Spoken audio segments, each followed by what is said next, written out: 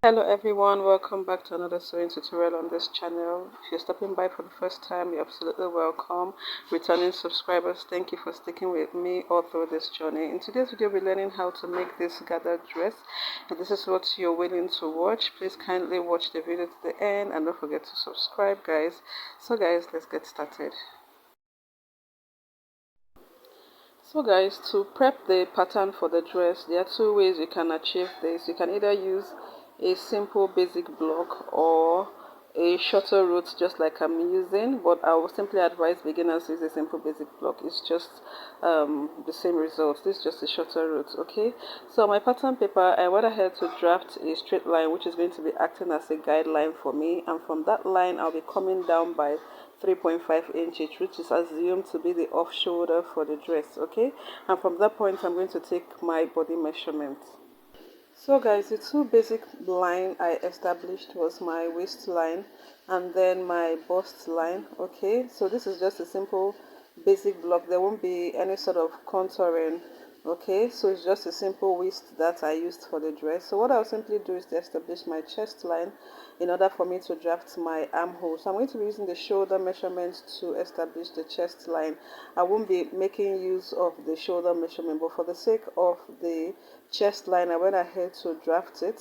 So if this is my chest, the bust, and the waist. So I'll go ahead and establish the neckline. So my neck width is 4 inches, and then I went ahead to connect it this way using my bust measurement. Okay, remember that we came down by 3.5.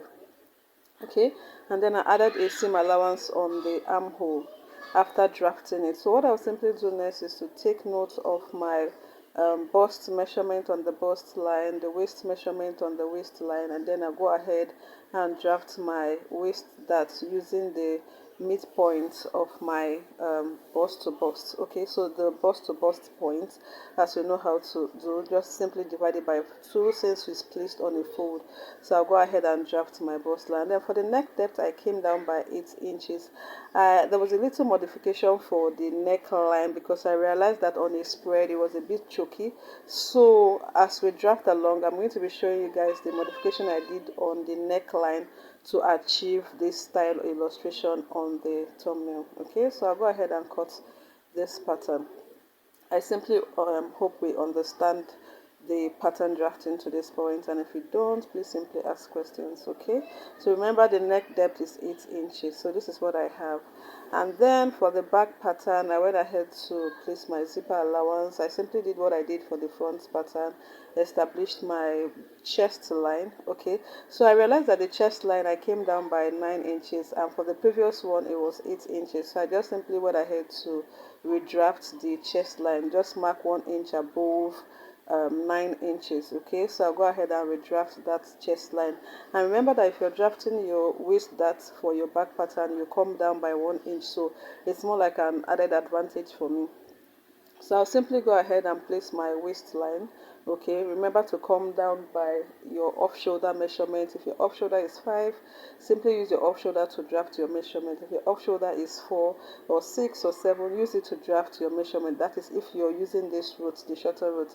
But if you're using a simple basic block, I don't think there's need for all this extras. Okay, so I'll go ahead and also place my seam allowance just like I did for the previous one, and I highlighted my waist measurement and the chest line. Won't be making use of any bust line on the back pattern.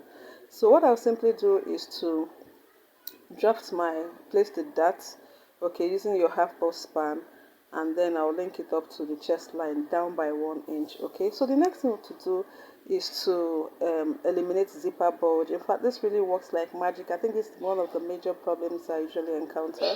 So from this point I'll go in by 1 inch, and then I'll link it up to the chest line. Okay, and then from that point I'll move out by 1 inch as well, and then I'll link it down. So I'm sure it's clear enough for us to see what I'm doing. And then you go ahead and take your measurement from your dart leg. Okay, so guys, from the dart leg inwards, please don't forget, from the dart leg inwards. Okay, simply watch where I'm placing my meter rule. Okay, so from that point there, you go ahead and place your waist measurement. So but because I was trying to adjust my waist dart, I simply placed the measuring tape inwards again, so it kind of affected my dart placement. As a result of this, I decided to, ignore place the darts for this dress. But please kindly place your darts for your dress. It kind of contours your bust to give you that fitting on your dress. Okay, remember that your measurement is from your dart, the zipper allowance inwards. Okay guys, so this is the pattern that we have, guys. This is what we have for the front and the back. So I'll be using this pattern to cut out my fabric. It's a very easy thing to achieve, guys. So easy. Okay, so the modification for the neckline, you get to see it. It's nothing so difficult. If you're using a simple basic block, it will be a lot more easier for you to do. Okay, and achieve the same style result. So I've drafted the pattern. You can see what I simply did. I placed my seam allowance round where necessary. Okay, don't forget to also place a seam allowance on the zipper path, okay, to help you reduce any form of shortage. So your seam allowance is supposed to kind of go round. Since I did not place any seam allowance, it's supposed to be 1.5, but I just did 1 inch because I wanted my zipper allowance to be 1 inch. Okay, if your zipper allowance is half an inch, then 1 inch should be enough. It should be okay for you. Okay, so I've used my lining to turn it up, and then this is what we have. I'll just go ahead and close up the sides. I did not turn the neckline. The neckline is simply just open. Okay, I didn't turn up the neckline, just the armhole and the sides. Okay, so I'll go ahead and open up my zipper allowance because I stitched it up to enable me to join the sides of the front and the back. So I'm using my seam ripper to open up the zipper so that I can place my gathered dress on it.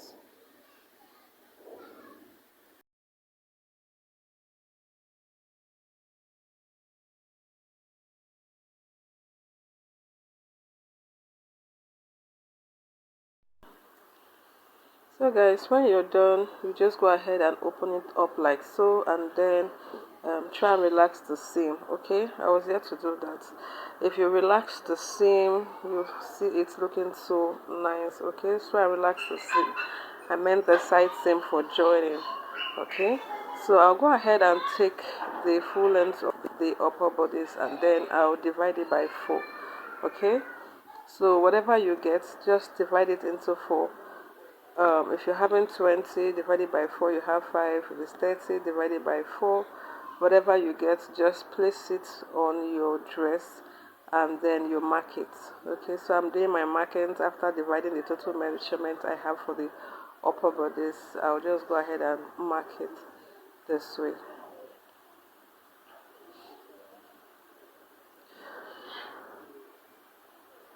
Okay guys, so this is what we have. And then for the lower part, the lowered part, which is where we have the gathering effect, I have my fabric here, and I have this fabric into 2. One of it will not be enough, okay, to give me the effect that I have, so I had to join another one that I also had in my shelf.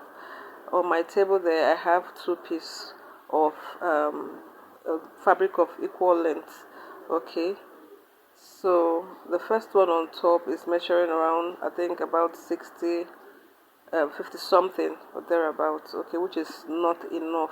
Okay, you can see it's layered into 2 there, and the length is okay. So I'll just go ahead and join this fabric. Okay, I'll join the 2 of them so I'll be able to get what I want. So having joined it, I went ahead to relax the seam. Okay, if you relax it this way, it's going to be almost invincible, and I didn't really have much problem joining it since it's going to be a gathered dress. Okay, so most of the times it may end up being invincible, as in making it, for it to be noticeable, it might be difficult for people to actually know that you joined 2 fabric. Okay, so I'll just go ahead and take the full measurements of the lower part and also divide it by 4. The upper part, I divided the upper part by 4, and the lower part I divided by 4. So have in mind that for you to achieve the total length for the lower part, you can do the upper bodice, the total length of the upper bodice times 2 or times 3, depending on how full you want your gathering effect. Okay, so for me, I think the fabric was just times 2 the upper length, the total length of the upper bodice. Okay, if the upper one is 36, or if it's 40, times 2 should give you around 80. Okay, times 3 should give you around 120. So this is just what I have. So I'll go ahead and divide it by 4, and then what I'll simply do is to join it and then pleat. So just watch me, I'm sure you understand what I'm trying to explain. Okay, it's a very easy task to carry out. This is one of the easiest way you can get uniformity in your gathering, and alternatively you can use your gathering foot to just gather the dress and attach it. Okay, so that's just what we have here. So guys, based on the markings that we have created on the upper bodies and the lower parts that will be used for the gathering, I'll just go ahead and secure it. I'll use my pin to secure it. Okay, so you can see this is the first point I have, this is the second point. I also use the same point on the lower part to join it. Okay, so like I mentioned earlier, I said this kind of creates uniformity in your plates. Make sure that the plate is uniformly distributed round, and as I said earlier, that alternatively you can just gather. Okay, you can just use your thread together. Okay, so gathering can actually be done either using your machine, or you can use your thread and needle depending on the one you find convenient. Okay, so I chose to use a plate. So you can see that I have the space, so I'm going to be pleating these spaces. Okay, I'll just pleat them into the upper bodies, and this is what I have. I've done the pleating, and you can see how uniformly distributed the pleats are.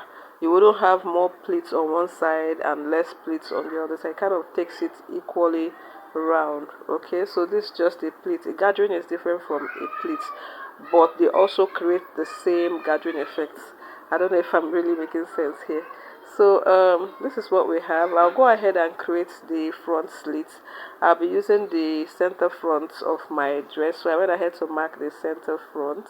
So this is the center front for me, and from the center front, it depends on where you want to place your slit, either on the right side or on the left side. So I chose the part where I wanted to place my slit, and I placed my markings. From the center front, I was able to mark my bust point, which is where my dart placement is meant to be. Okay, on one side. So I'll just follow that line and then come down by either 10, 11, 14 inches, depending on how much exposure you want to create. Okay, so this is just a modest exposure, and mine is about 14 inches in length from the waistline. Some people do 10 inches, some do 11, but this is about 14 inches. So I'm going to be opening this up with my scissors. I'll just open this up. So this is placed on one side from the center front. Just move one side. Okay, you know your dart placement from your center front. You just move one side and trace it down. Follow the straight line down, and this is what I have. So I'll go ahead and use a double fold and then fold it. Ensure that after folding this thing, you're still able to secure your stitch. If not, it might likely tear off. Okay, so this is the point where I had to adjust the neckline. So you can see that it's a bit chunky. So from that point, I came down by 2 inches. Remember the previous one was the off shoulder was 3.5, so I came down a bit more by 2 inches, giving me an off shoulder of 5.5 inches, and then the neck depth is 9 inches. I came down by 1 inch here, so I have 5.5 to 9 inches depth. So the width now, the off shoulder is 5.5, and then the neck depth is 9 inches instead of the 8 that we created. I hope I'm making sense here. Okay, remember that the off shoulder we did previously while drafting the pattern is 3.5. So excuse me guys, I realized I was a bit choky, and then I came down by additional 2 inches, making it 5.5. So for me, my off shoulder for this tutorial is 5.5.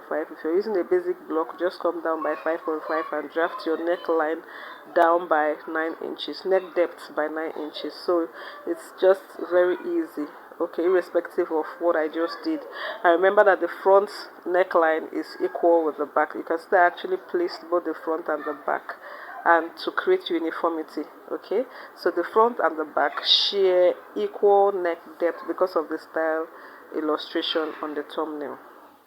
So you can see what I did. I'm trying to ensure that I kind of explain this thing in such a way that nobody is left out. Okay, so this is the neckline. I'll go ahead and take the measurement again, the total measurement I have. Okay, remember the off shoulder is 5.5, and then the neck depth, the neckline, I took a measurement of the neckline. The front and back share the same neckline, so but don't forget to add a zipper allowance. So whatever I get here, I'm trying to measure the back as well. So what I'll simply do after taking the measurement is to place it on my fabric, the fabric I'll be using for the band. I'll be using this unstable fabric, and for the band, the length of the fabric wasn't enough, so I had to join it. Unless I forget, guys, if you're making this dress with an Ankara fabric or a fabric of your choice, please don't forget to stabilize your fabric using an interfacing. I meant to say the upper bodies of the gathered dress, you can use an interface. And since this is a tutorial, it's just to show us, act as a guide for us to know the steps taken for the dressmaking. So I'll go ahead and place the total length of my round neck on this unstable fabric. I'll place the round neck. I'll also add the sleeve length. Okay, you know that the off shoulder is down by 5.5, so for one side of the shoulder I have 11, the other side 11, giving it a total of 22 just for the sleeve. Then there plus the round neck, round neck for the front and the round neck for the back. Remember that the round neck for the front and the back ought to be the same, but because of the zipper allowance, the back will be a bit longer. Okay, so it's best to take the round neck for the front and the round neck for the back. Okay, you can decide to add additional half an inch to close up the end, but I didn't add any allowance on this on the total length, simply because this is a stretchy fabric. I didn't want something to be too loose. Okay, so I just placed the total length without adding any seam allowance. Okay, so I'll go ahead and cut it. So the total length of the band is 2 inches. So on a fold, on a spread, on a fold, it should be 2 inch, 2.5, which is half an inch for joining. But I wanted 2-inch length, so have the half inches for the joining. On a fold, I have 2.5. On a spread, I have half an inch. So I'll place it this way and close up the ends. Okay, right sides facing each other, and lock up the ends. Okay, just to conceal that part. Okay, that's the part that will be entering into the zipper allowance, so it needs to be well secured so that you won't have a frail fabric around that side looking too rough and all that, rough edges. So I've closed up the end. So what I'll simply do is to get the midpoint of this band. Okay, so for me, I'll place it on fold, and then I'll go ahead and notch. That's a very small notch, not a very big one, a small notch, or you can use your markings. Okay guys, so I tried using my chalk to create a mark on the center point of the band, but it wasn't visible enough. So I'll just go ahead and use my scissors to notch it. Okay, I'll just notch that point. Please ensure that your notch is very small, very minimal, so that it doesn't eat into your seam allowance. Since the seam allowance is just half an inch, I'll just notch it so tiny. Okay, if your fabric can create a highlight with the chalk, simply go ahead and use your chalk for it. So I'll open this up. So what I'll simply do next is also to determine the midpoint of my neckline. And we don't just assume, simply because we wouldn't want one part of the band to be longer than the other side. Okay, so I was just trying to be very careful at this point. So I'll show you guys what I simply did to determine the midpoint of my neckline. So this is my measuring tape. From one edge, okay, I'll just take it round. I'll take it round this way, and whatever I get, I'll divide it by 2. So guys, keep on watching and then see the procedure or the step I took to get this done in the right way. Okay, so I'm trying to ensure that the measurement I got here is very accurate. That was why I had to do that a second time. Okay, so I got around 13.75, so I'll divide it by 2. And then whatever I get, I'm going to place it there and then highlight it with my chalk.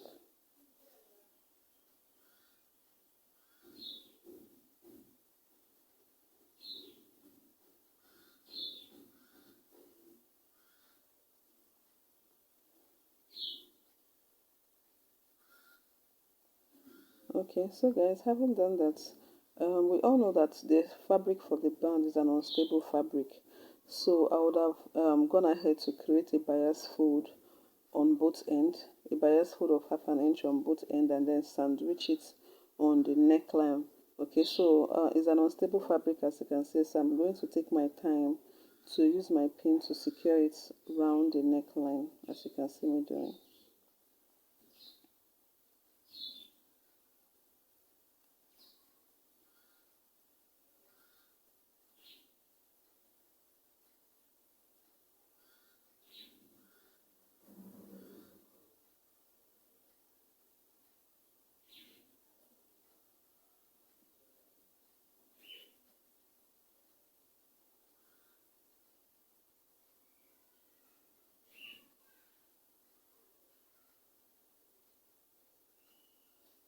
Okay guys, so after doing that, I'll take it to my sewing machine and stitch it by 1/2 inch. I'll flip it to the other side, create a fold, a 1/2 inch fold, and neatly secure it with my pin and then stitch it as well. Okay, so the other part of the band, which is the end, I'll take it to the back. You get, so this is the back. Remember that I closed up the end of the band, so this is the back part of the neckline. Is the neckline for the back. I'm going to also do the same thing, stitch it by 1/2 inch on one side, flip it to the other side, and then also stitch it by 1/2 inch on the other side. Ensure that the band is folded. Okay, so like I mentioned earlier, if it was a stable fabric, you iron the both end by 1/2 inch and sandwich it, but since it's an unstable fabric, you just need to take your time to do it this way. Stitch it on one side and then flip it to the other side, and then you stitch it. Okay guys, so I've done it and this is what I have. So I went ahead to embellish the dress using an applique of my choice. So I'm going to be using the lining for this dress. It's optional. You don't have to do this. If your gathering is so much, you can skip this part, but if you feel like lining, this is a full circle lining that I did to give me that extra full effect. So I divided, placing it on fold like so, I divided the determined the radius by dividing my waist by 6.28, and then I went ahead to determine, also use the same radius to determine the full length of the lining, which is around 11 to 12 inches, 2 inches shorter than my slit length, so that it doesn't have to be revealing. Okay, that was why I made it a bit shorter than the sleeve length, okay, than the slit length. So I'll go ahead and cut it out and then use it to close up the seam line on my waist. Yeah, so guys, I'll open this up and then I'll cut it like so. This is what I have. I'll be using this to line my dress. So guys, this is what we have. You can see how it is looking so good. And yeah, I think I like what I'm seeing. And if you also like what you're seeing, please don't forget to subscribe. Please subscribe to my channel and then hit on the notification bell to get notified whenever I upload a new video. Thank you so much for watching. I'll see you guys in my next video. Have a blessed day.